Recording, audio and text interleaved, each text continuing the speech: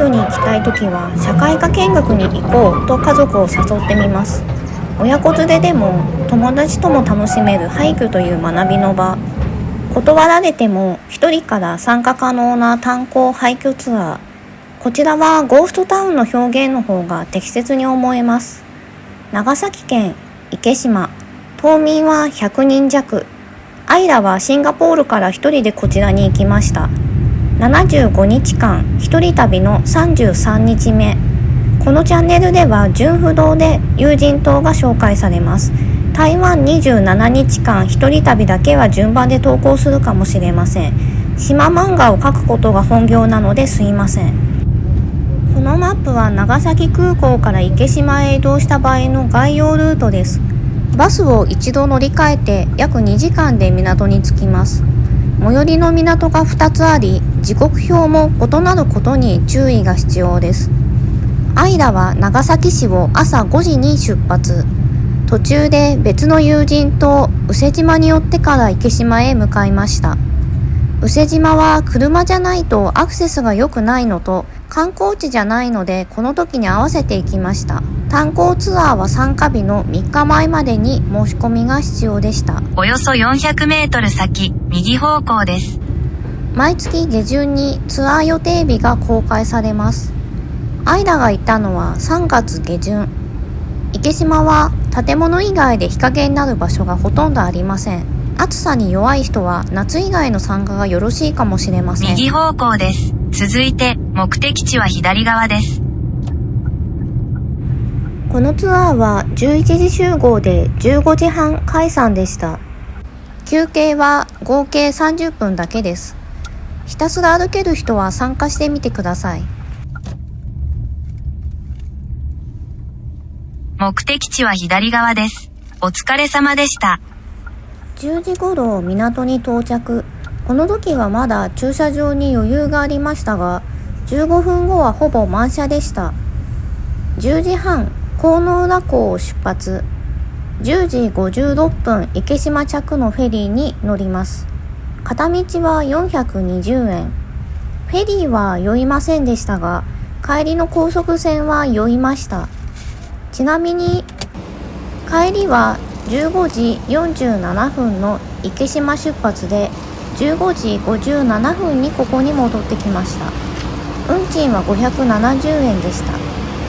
池島から戻った後は、ここから車で約30分の場所にある温浴博物館もおすすめします。木曜日が定休日です。イギリスからの観光客らも来ていました。入館料は有料ですが、親切丁寧なスタッフや館長さんたちが笑顔で出迎えてくれます。漫画マハラ島にここも描いてくれて大丈夫ですとのことだったので、島ではないんですが描こうと思います。その説はご親切にありがとうございました。さて、池島に着きました。アイラが参加した時点ではツアー中は写真撮影や OK でした。ヤギや説明以外では動画も OK でした。写真だけだと YouTube 動画はショートだけでも大変ですので、動画を流しつつメモを元に話します。到着したらすでに点呼が開始してました。ほとんどがツアー参加者のようです。この日は2グループに分かれました。炭鉱ツアーだけか、その後に廃墟散策もするかの2グループです。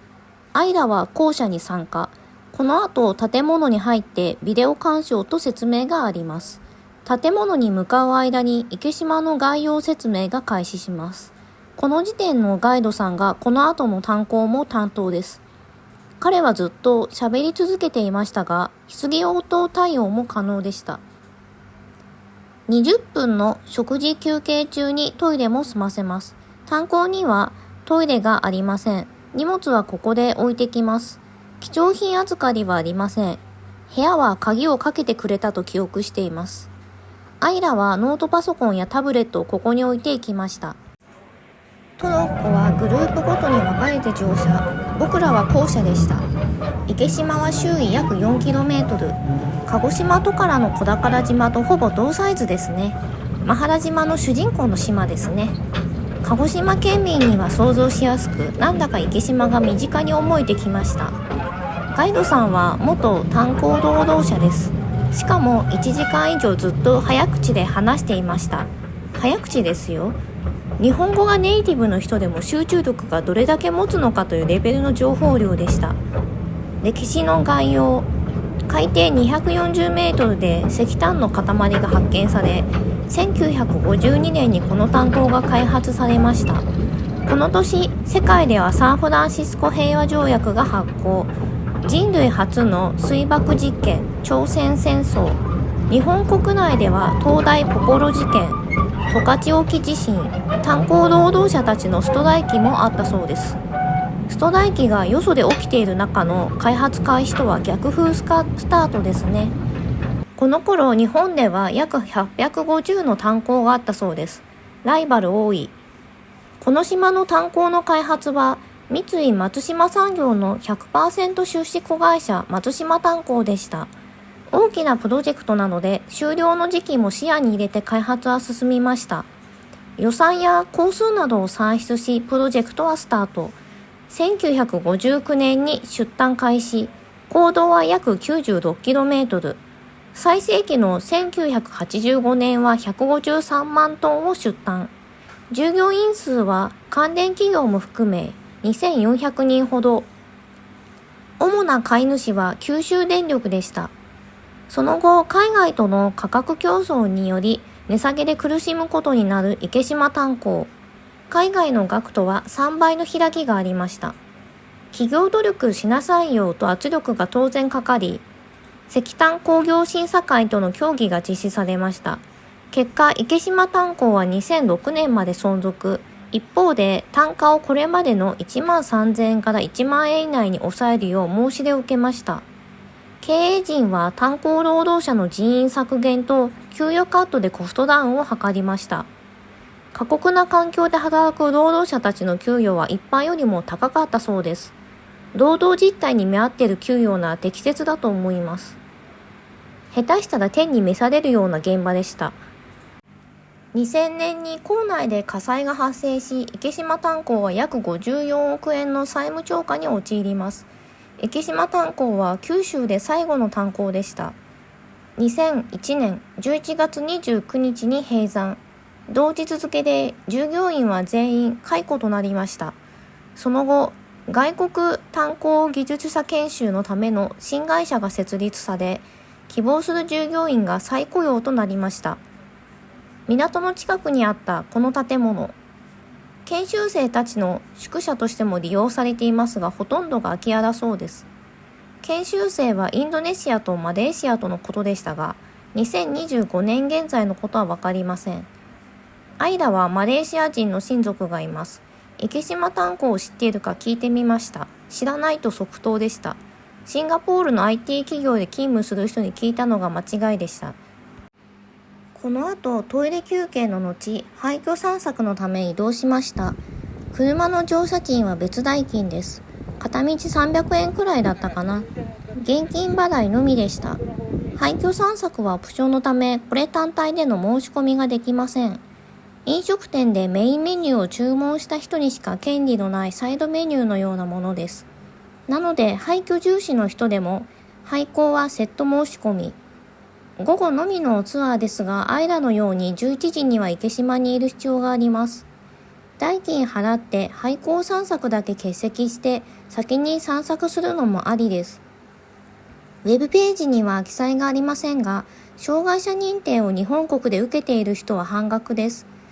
全等級が対象とのことです。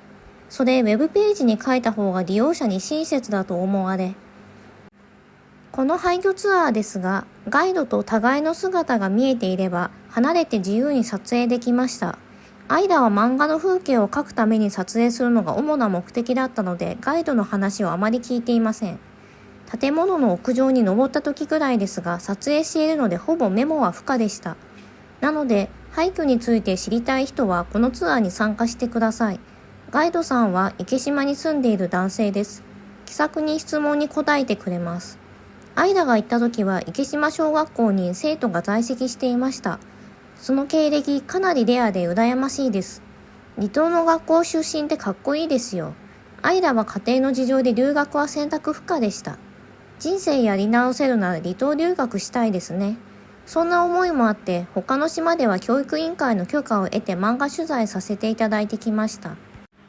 普段施錠されているこの建物だけ入れます。清掃されていて廃墟感はありません。当時の家具が展示されていました。レトロ展示館です。他の建物は立ち入り禁止なので撮影者がいたらその人は不法侵入者になると思われます。池島の宿泊施設はこの近くです。怖くない夜を過ごせそうです。